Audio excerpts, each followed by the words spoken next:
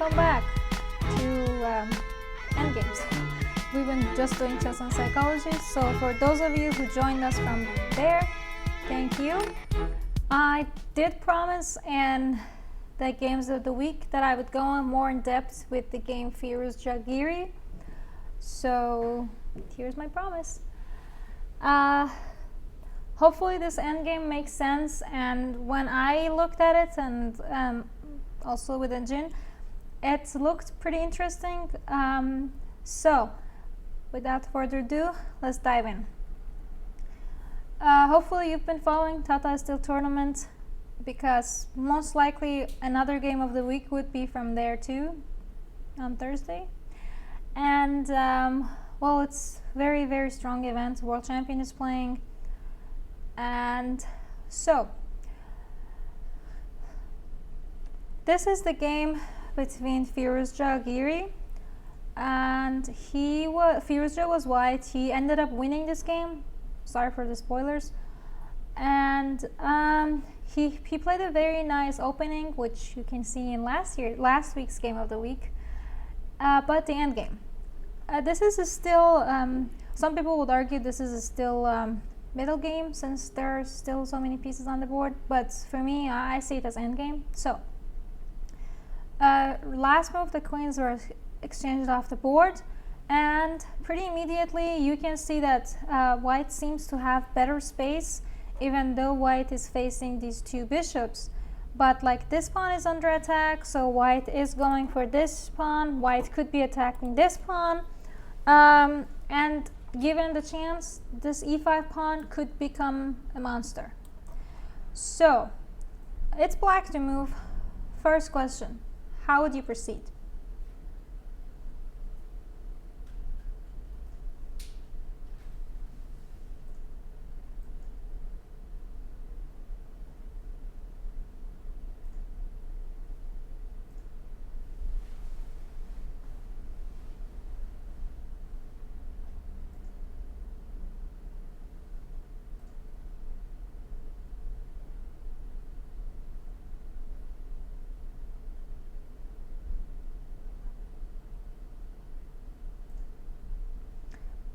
The way you can think about it is this pawn worth trying to save? The other question is, can you actually save it? Because if it's white to move, white will most likely take here, knight takes d4, and then your bishops look like shish kebab.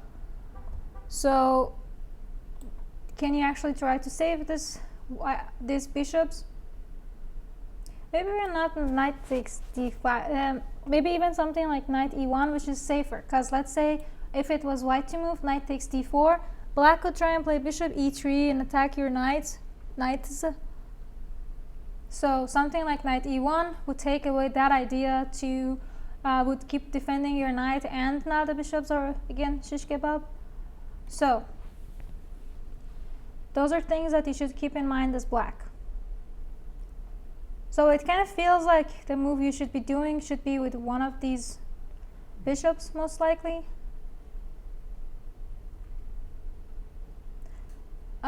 In the game, they played bishop c2. Another move that I looked at was bishop to e3, but I feel like it's kind of the same ideas. First you take on b7, and then you would take on d4, and then after exchanged, I do feel like, however, this type of positions would be like more pleasant for black rather than what happened in the game, because the king is kind of stuck and black has a clear idea what to do. The bishop on d4 is strong.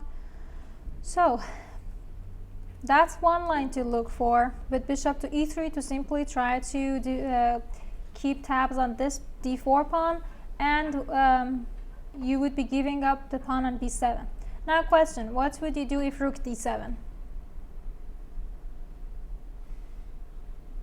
Hence, rook d7 is not a good move, not the best move.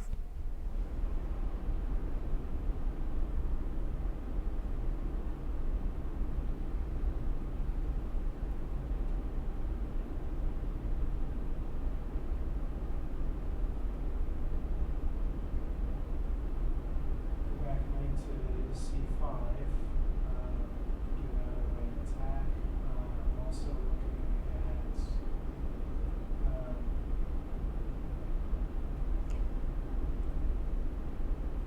how are you making your candidate moves? Because knight c5 is something that when you think about it, you immediately start calculating. Yeah. So I feel like knight c5 should be one of your candidates, least of all, but the best way to like organize them is to think about first checks, which you don't really have here, then takes, which you have a bunch of takes, like knight takes h4, knight takes d4, and then moves with threats, which would be probably knight c5, knight d6, stuff like that, that would be saving this knight and also attacking some piece of black. So that's usually how you would organize your move orders, how to think about what to think about first. And I think something like knight d4 you should consider more seriously, because again, if you play something like knight d6, there is this idea with bishop c2. Now where do you put the rook? Now these bishops are getting unnecessarily too strong, and now this pawn is also could be a danger. You see, it just feels like you're giving opponent game compensation, if you want to call it. And something like knight takes d4, it eliminates that threat immediately. Now you just have to calculate, does it work? Do you think it works? Everything's hanging.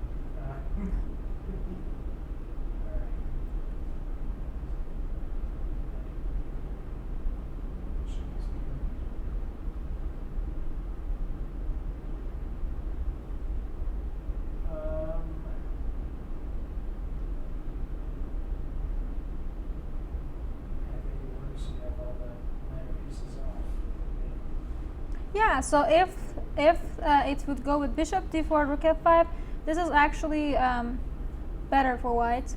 Whereas I think something like rook d4 could be played, and it kind of transposes to what we saw for rook d5. Then with rook b8, knight, for example, d6, a5, then rook b2. This looks more doable, I think. Whereas compared to bishop takes d4. So that's something to consider, thinking about bishop e3. However, in the game, they went about it with bishop c2. And bishop c2, the idea is to simply challenge your opponent. What do you want to do? If you move the rook, then this pawn could start pushing. So you kind of have to take this pawn. Now you just have to be careful and calculate if it works and how well it works. So now you're attacking these two bishops. So the next move that black does should be about these two bishops. And you can't just do simply a move like bishop e5 because of knight takes c2. So you gotta do shish kebab again. And so now if white plays knight c2, even though it's not wrong, bishop takes c5, it kind of like gives black more space, and your knight on c2 is kind of ugly looking, whereas what happened in the game with knight goes to e6. Now you still are attacking this guy. Your knight here could have some better ideas, going to maybe c7, coming to the other one, coming to e6, just being more annoying for your opponents. And so yeah,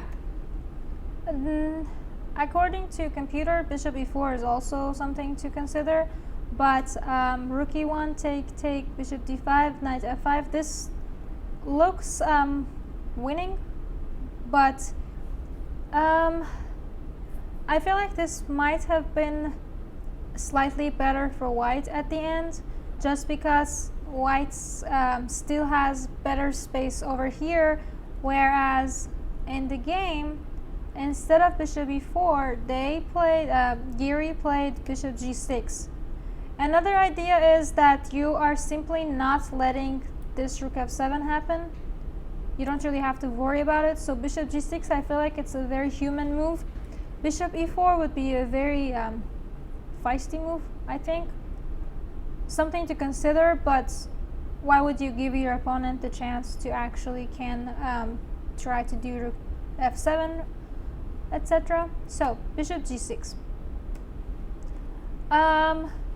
In the game they played rook f3, which black could have thought about bishop c1.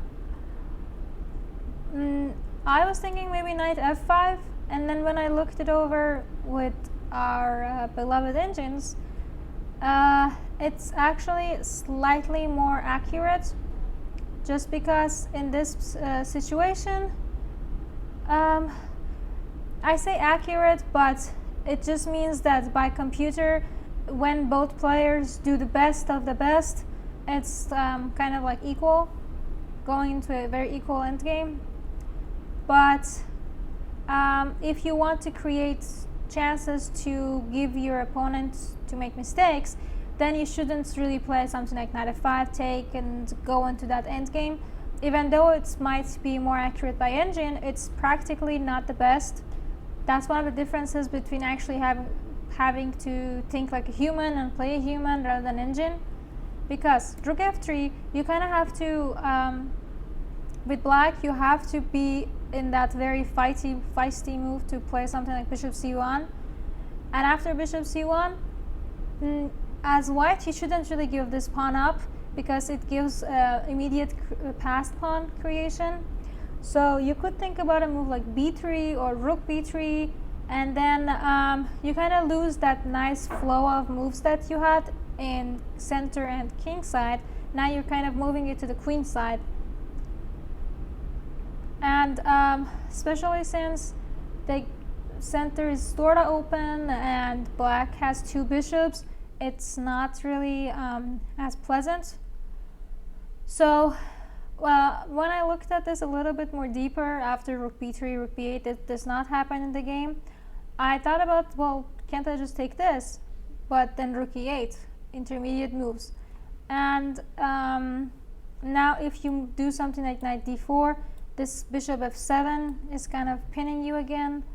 Yeah, it's some, I want to call it really, really interesting endgames. Or if you want to do some simply like knight e2 to kick the bishop out and relocate your knights, see, now black has a nice flow, pushing some pawns, and black is controlling more space.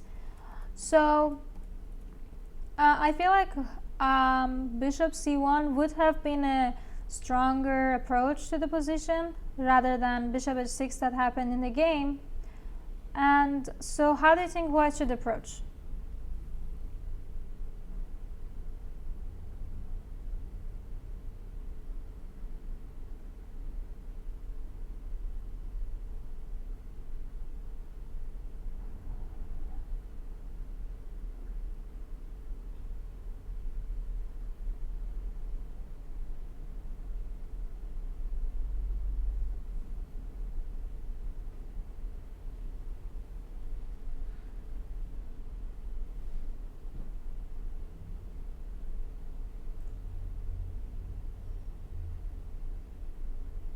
So what are the moves you're considering?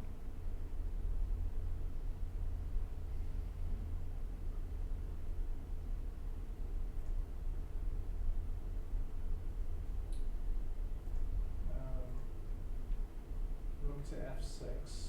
Okay. Considering just pinning the bishop. That doesn't really do a whole lot. Not every move has to do a whole lot. They can just put in pressure simply. Okay.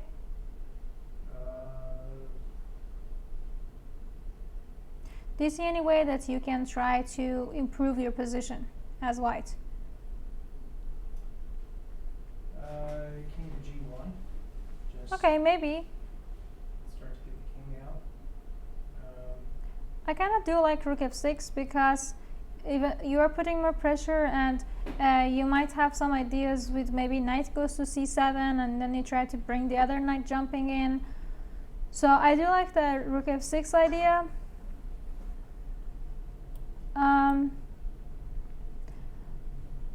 Yeah, so yeah, this was something that I kind of considered, but the idea that they played in the game was knight f5. The idea that I was thinking about was if rook f6, and then the idea could be to play knight f5. So if like bishop f5, then rook h6. That's something that I was playing with. I'm not. Would something like rook e8 be the reason not to play rook f6, perhaps? Because if you move the knight, now the pawn is defenseless. I mean, black doesn't really have any immediate threat, but you also can't. Your pieces feel a little tangled up. So maybe that's why not. So yeah, knight f5. It's also it's really important as a chess player to feel what position needs. I know how that might sound. It feels kind of weird to say something like that, what your position needs. But also, it's true, like in this position, you can't really improve the position as a whole with the pieces that you have. So you need to change something. And what can you change? You can try and exchange this knight off with one of the bishops. So that's something that high-level chess player or higher-level chess players feel immediately by their instincts, and by it's like muscle memory for them.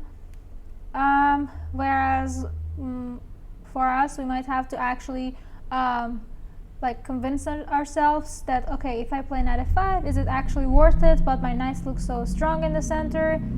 But it's a matter of you can't really improve the position anymore. That's the bottom line. So that's probably why knight f5 is the right move. Again, I thought about why not bishop c1, because bishop c1 was kind of strong in the another line that we looked at. And knight h4, I feel like this is still doable, but I don't know, to me it just feels like this bishop on h6 isn't doing much, so I really wanted to create some opportunities, and I do believe that Engine agreed with me. Computers also thought somehow activating this bishop was a good idea. It might not be completely human moves to consider, but I mean, technically you could try to push the pawn, but you could be faced with bishop c1 again, attacking the knight, and then the pawn is kind of hanging, and yeah, so probably that's why rook b3 is better.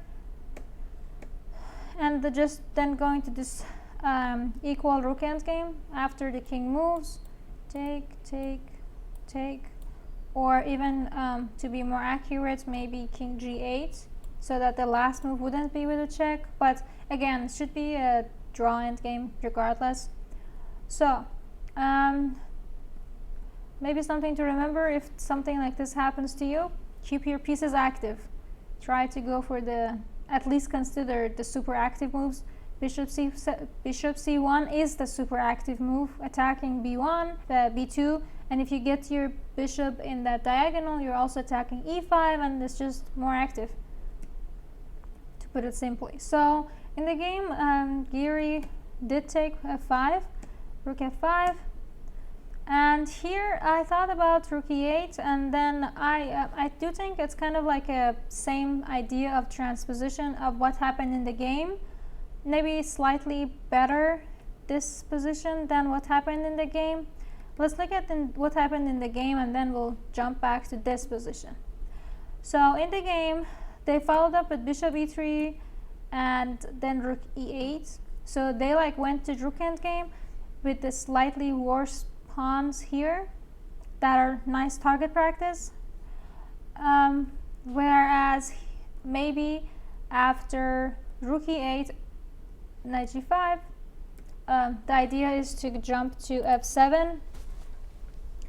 Now you gotta defend that, and see if you would take it right now as white is cutting the king, and if something like h6, even rook h5, still the king is cut, the pawns are under attack. Something like rook f5 should be good too. So yeah,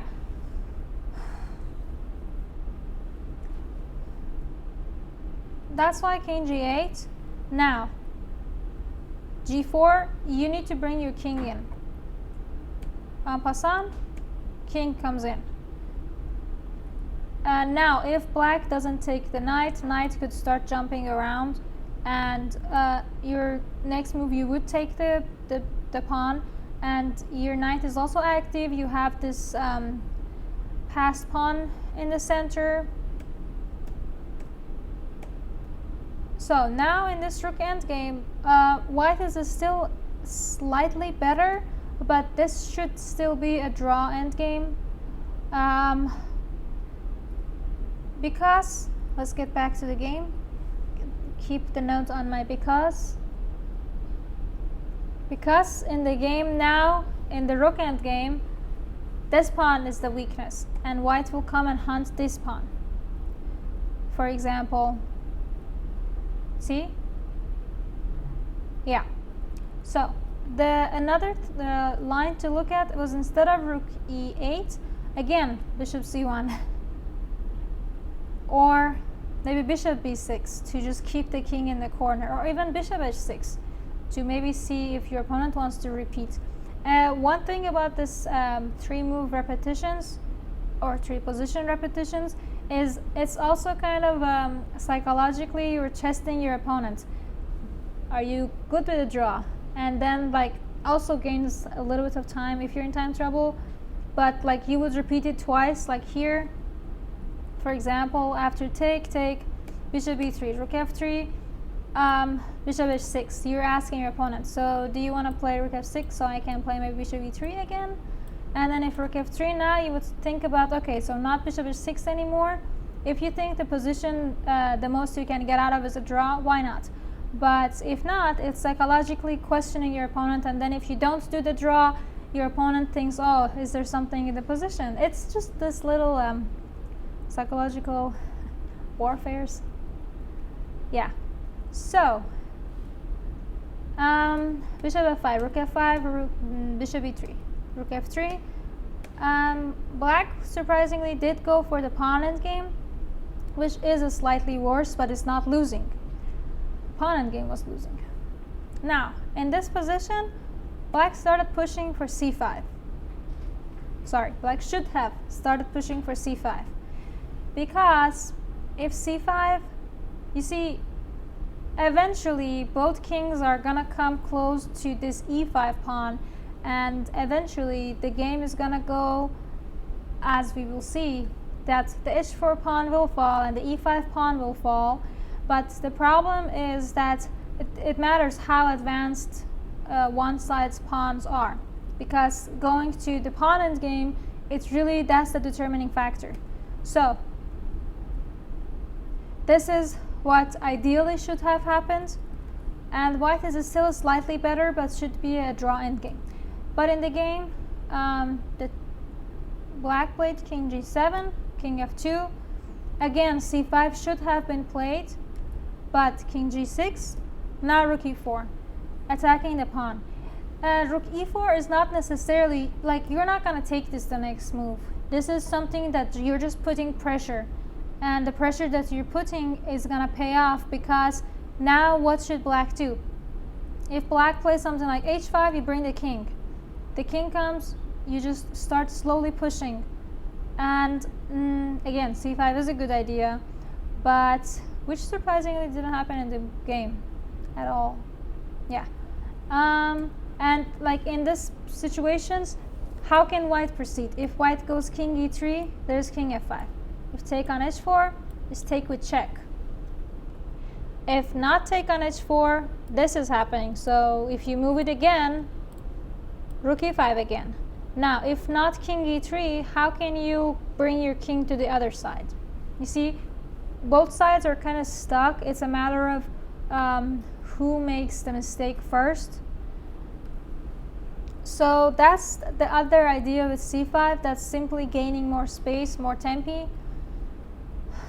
So in the actual game, they didn't play h4, h5.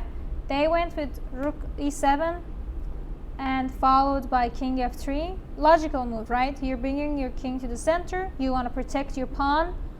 And at the same time, now if black touches the king, if king f5, now I can take this.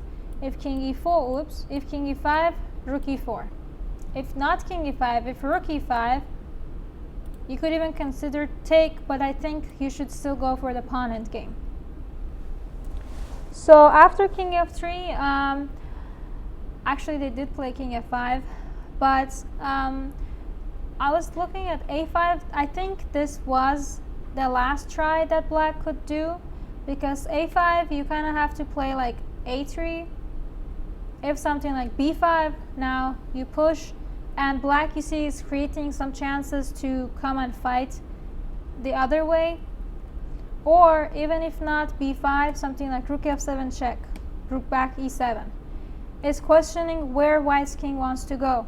If you start going to d4, you still get checked. I feel like I would have went with something like king c3, but it also feels like I'm leaving here a little bit too empty. But you see, if you go back to f3 again, there's check. You can't go to g4 really, because you just move the pawns and you just move the rooks, and what are you trying to do? You can't, as white, you can't really break through, you can't really penetrate this position. Even if you try with something rook f4, or even if you try with something like rook a4, it's still, black still has a very good fight.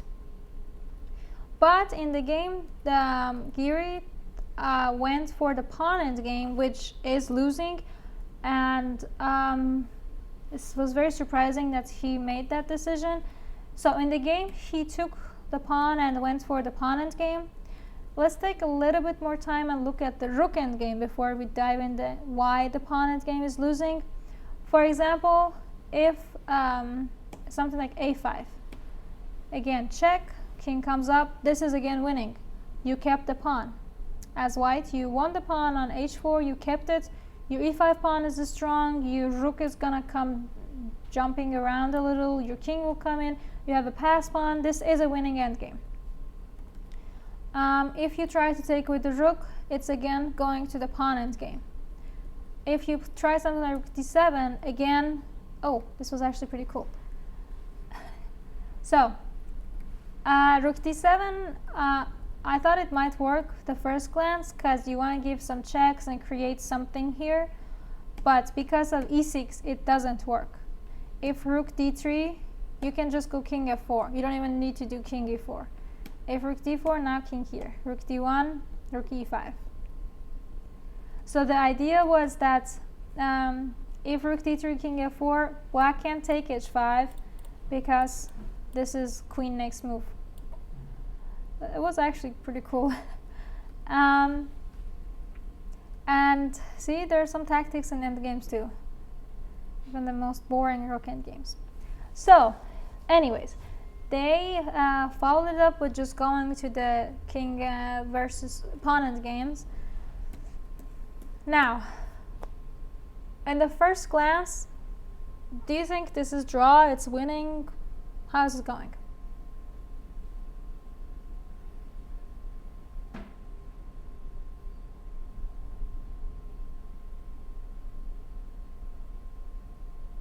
I think with white's move, I think white's winning. Okay.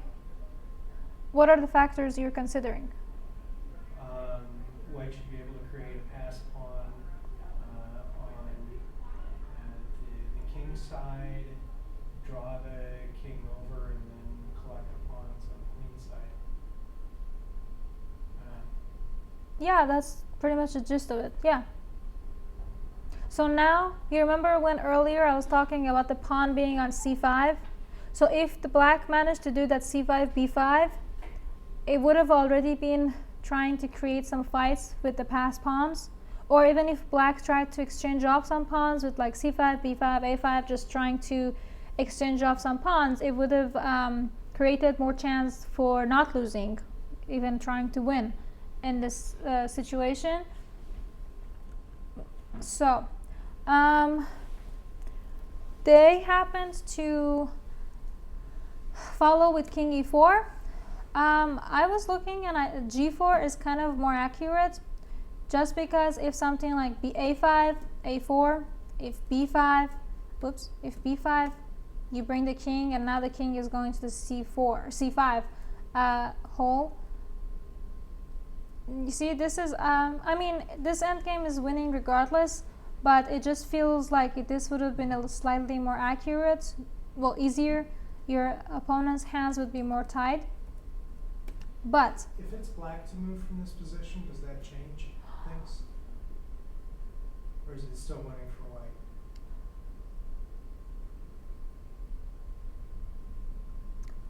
I think, least of all, black would put up a better fight with playing c5. Because if you play a5, you will be faced with a4. If you play b5, you get b4. So, but if you play c5 and then it's white to move something like, if you had c5 and b5, yes, black had a fair chance.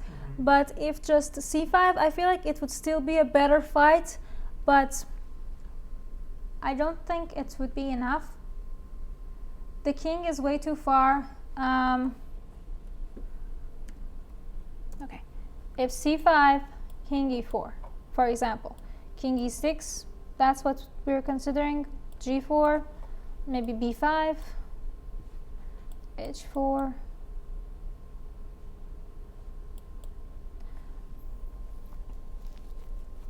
no, this is not enough. Like, if the kings were one rank lower, yeah, then black was the one pushing, yeah. But so the way they followed it in the game was with king f4 and king f6. But even if something like king d6, this is again losing. If king e6, this is again same concept. You're trying to block off the queen side while you're going to create more weakness in the queen side and push in the king side. And this is just, all of it is winning. But king f6 still losing because g4. The question is, what do you do with black? If you start pushing, I just block it off. And I create this passed pawn over here. And it's also important to have the passed pawns farther in the corners rather than in the center, because especially in pawn end games, because then the king has to travel farther to eat them, and then you just go take care of the other pawns, as happened in the game. Yeah, this was pretty interesting endgame because white had pressure pretty much all game, but these little ideas with like bishop c1 trying to activate the bishop and the position more for black seemed to actually work. And I don't know how in depth they thought about it in the game, but well, Giri is one of the best chess players in the world, so it was pretty interesting to see that even he couldn't find the most accurate moves in that much pressure. Yeah, let's move on to the next endgame.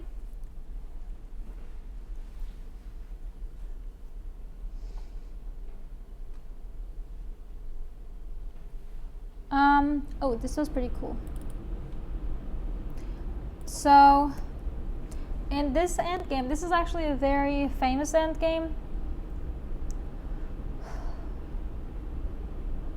First look, black should be winning, but also it's opposite colored bishops, so least of all is not going to be an easy win. Like black has to play it very accurately. So first of all, white brings the bishop back, because if it was black to move again, probably g5 would be the winning move.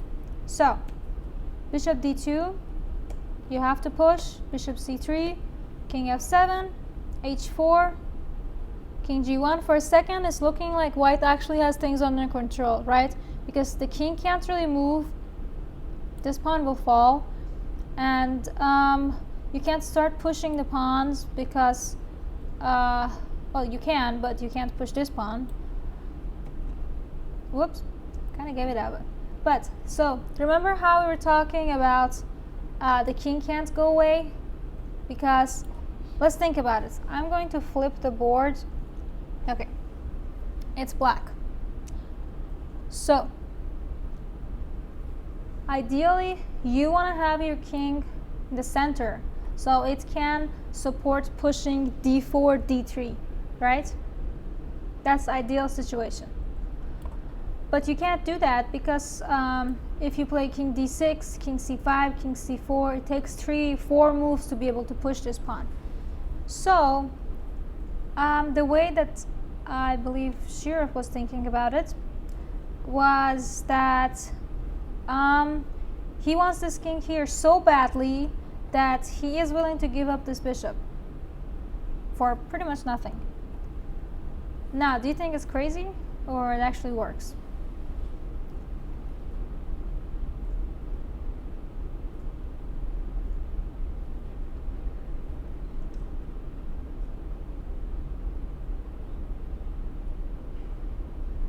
I'm going to guess that it works, so you probably wouldn't be showing it as an example. Yeah, that is a pretty valid guess. But it is a little bit crazy. Even the first time I saw it, I was like, I know I want to move this bishop, but why can't I just do something like bishop g4? And then I realized, oh, if I do like bishop g4, then even after king f5, king e4, still bishop f6. But that I kept thinking that shouldn't be working. That should still be winning enough. Or least of all, I could maybe try to like push these pawns first and then do something crazy. But from what I understood, let's say a3. King comes to f2, a2. King can just come to e3 and kind of like block this idea, or try to go to f3 and follow with g4 and try to create a pass pawn over here with like g4, then h5. So the same idea that I've been telling myself and everybody else, not to give your opponents chances to win, not to give them enough compensation and ideas and fight and all of those stuff. I feel like bishop h3 kind of follows that idea, that you are taking away your opponent's last hope of winning or even trying to hold the position. Because how would you approach? Again, I know it's a crazy move. I'm not saying everybody sees it.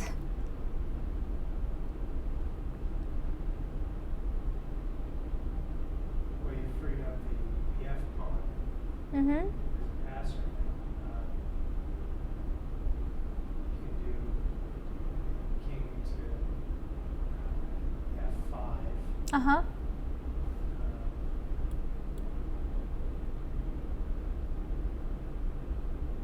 Probably have to bring out the king, right? Now, go to e4. Is it about time?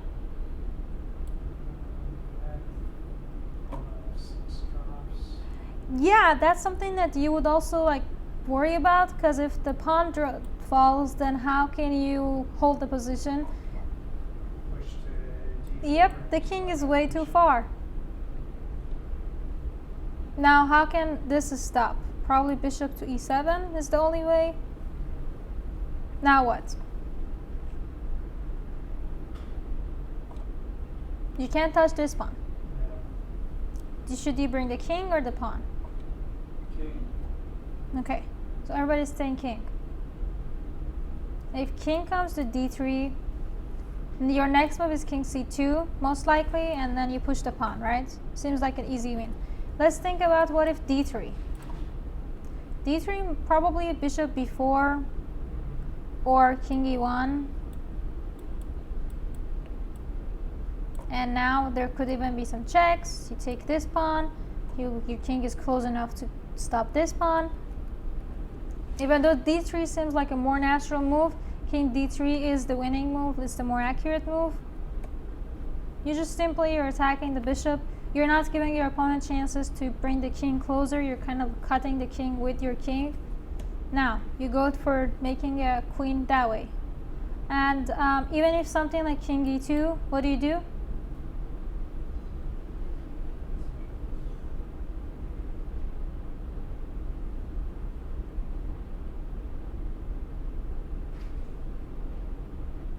King c2. Yeah, that should be winning enough, right? You're coming in with check. Even if something like bishop b4, check. King e1, you can push this one. Or you can even push this one. win, right? Hold on. Nope. See, these are the little blunders that you do. So first, and if take, now you push. Yeah, it's also very common that you have a winning position and you have to find the most accurate moves and you don't, or you just play too fast and kind of mess it up. So yeah, this was actually very, very interesting endgame. I've actually never had such an insane endgame, but this was pretty interesting just because, okay, if there was a pawn on h3, you would kind of consider taking more, just because that would be the first thing you see. Okay, my bishop is going to attack in that pawn, so something to consider. Oh, what if I take it and bring in my king? But the pawn on h4, it's also a little weird to just think about putting a bishop on h3. Also, if the opponent doesn't take it and bring out the king, I'm pretty sure you could just bring in the king or even take it. Wait, no, if you take it, now bring in the king, maybe king f4 kind of blocks everything, king f3 blocks this king coming in. So what do you think? King f2. What should black do?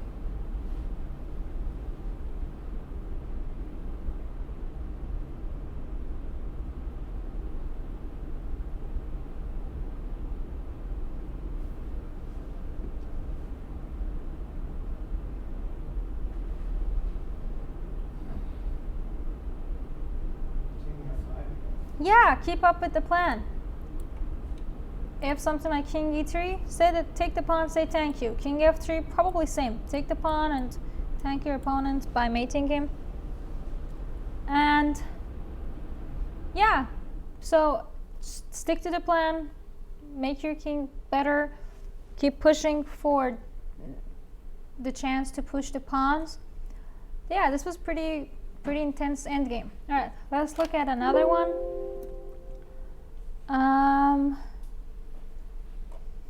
Oh, this was pretty sad. All right, I'm ready to face my sadness. All right, so this game I was black. I had a pretty tough opening in the game, and I was pretty happy to enter the end game. And I thought that this should be draw, this should be holdable, and I kind of messed it up. So what do you think I should do? This is the position. So white played rook c5 in this position, and how do you think black should approach? Put your rook behind the pawn. So rook b1? Yeah, seems reasonable enough. Or rook b1, something like b5. What do you do now? b2. Rook b2. Yeah, you want to try and cut the king. Yeah, I agree with that. I think I did play rook a2 to try and cut the king. And she played f4. What do you think is the most logical move here for black?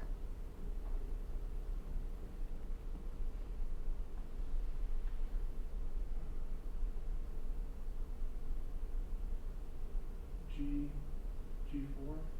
Yeah, surprisingly, I didn't do it. I keep telling myself and everybody, try to keep your opponent's pieces all tangled up. Don't make it easy for the opponent, and I forgot my own advice in time trouble.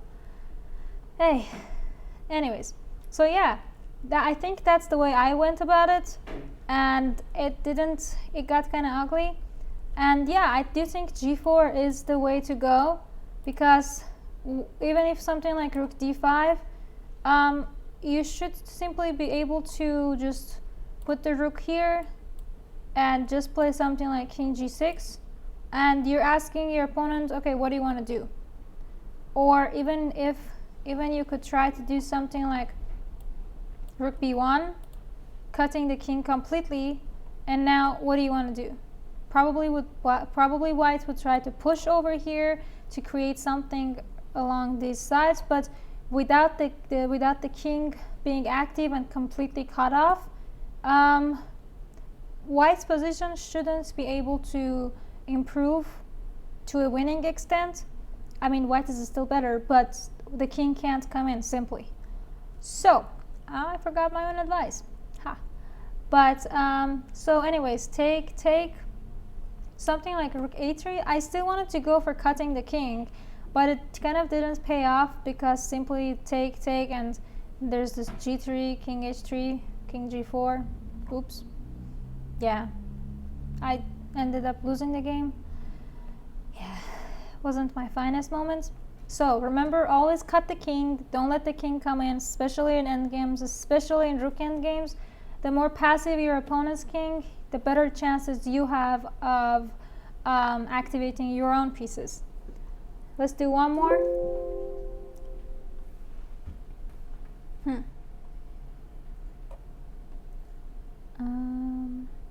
This was pretty fun.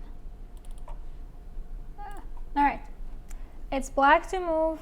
This should be a fun puzzle. How do you win? Let's finish off on a good note. Is this just a straight puzzle, or is this? Oh, it's a puzzle. Okay. That I know of.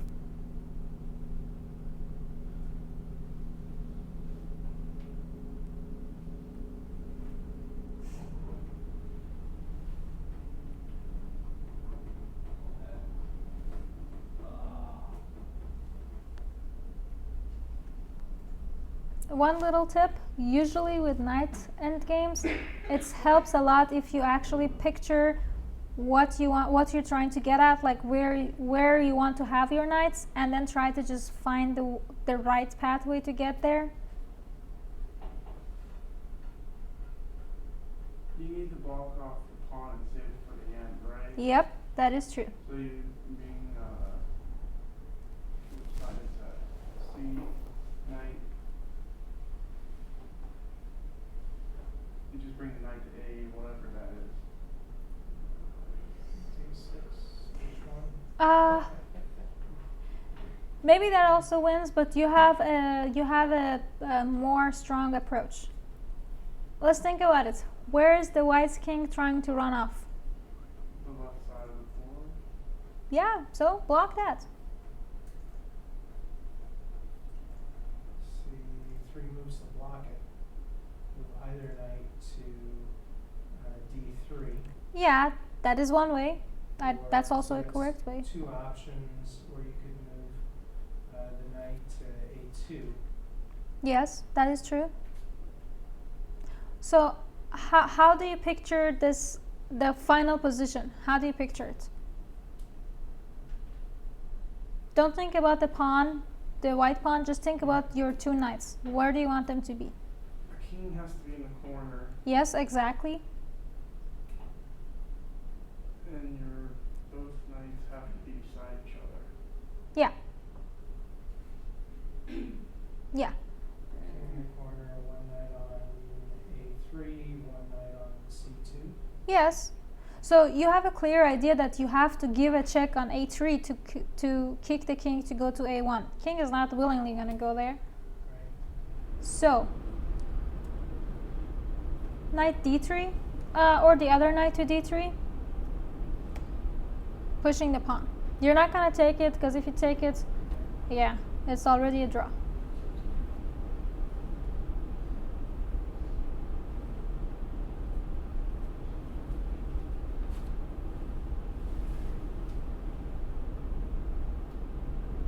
How are you going to try and push the king to go to corner?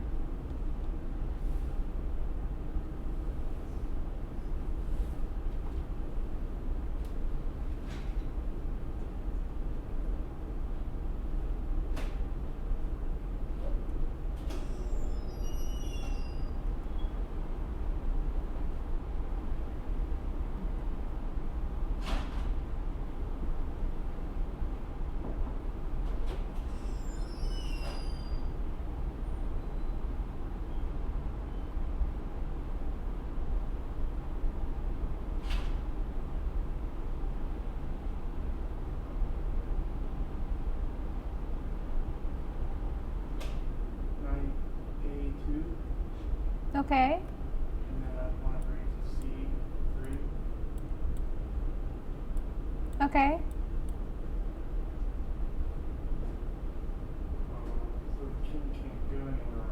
Yes. So you just have to bring that other knight over to deliver checks. So maybe Yeah. d4 and then Yeah. c2. Yeah. Perfect. There are other ways to solve this. The knights could be positioned differently, but the gist of it is that you block in the initial position, you block the king trying to run away to c1 with knight a2 or knight d3. Either one of them should work. White has to start pushing the pawn. So now you create a check to push the king to go to a1. And then you bring out the knight to finish it off. Yeah, good job. You managed to finish it off pretty nice. Well, I hope you enjoyed it. We had some interesting endgames. It was more theoretical than last week. That last week was all crazy puzzles. And hopefully we'll see you on Thursday for my choice and the game of the week. Thank you.